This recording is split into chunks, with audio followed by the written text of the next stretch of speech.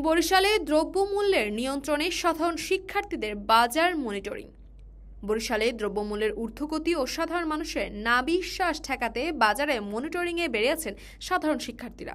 ট্রাফিকের দায়িত্ব পালন ও পরিচ্ছন্নতা অভিযানের পর এবার বাজার মনিটরিংয়ের দায়িত্ব নিল বরিশাল বিশ্ববিদ্যালয়ের শিক্ষার্থীরা। গত ৮ আগস্ট রোজ বৃহস্পতিবার বিকাল ৫টা থেকে নগরীর নতুন বাজার, নথুল্লাবাদ কাঁচা বাজার সহ বিভিন্ন বাজারগুলোতে মনিটরিং করেন তারা। সরজমিনে গিয়ে দেখেন নগরীর নথুল্লাবাদ কাঁচা বাজার, মাংসের বাজার মূল্য তালিকা দেখছেন। তালিকা অনুযায়ী ঠিক দামে বিক্রি হচ্ছে কিনা তাও দেখেন শিক্ষার্থীরা। এ সময় তারা বাজারের সব বিক্রেতাকে বলে আসেন তারা যেন কোনো ধরনের চাঁদাবাজি না করে, নিজেরাও যেন কাউকে চাঁদা না দেয়। এছাড়া অযথা দ্রব্যমূল্য বাড়িয়ে সাধারণ মানুষকে ভোগান্তিতে না ফেলার আহ্বান জানান তারা।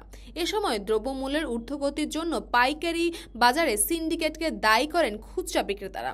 এছাড়া চিনি স্টক করে রাখা, মাছ, মুরগি ওজনে কারচুপি, বাজারে চাঁদাবাজি ও রাস্তার উপর দোকানপাট, সিএনজি চালিত অটোস্ট্যান্ড পর্যবেক্ষণ করেন। এ বিষয়ে বরিশাল বিশ্ববিদ্যালয়ের শিক্ষার্থী জানাতুল নাইমা বলেন, সাধারণ মানুষের সবচেয়ে বড় ভোগান্তির জায়গা হলো নিত্য প্রয়োজনীয় দ্রব্যের দাম।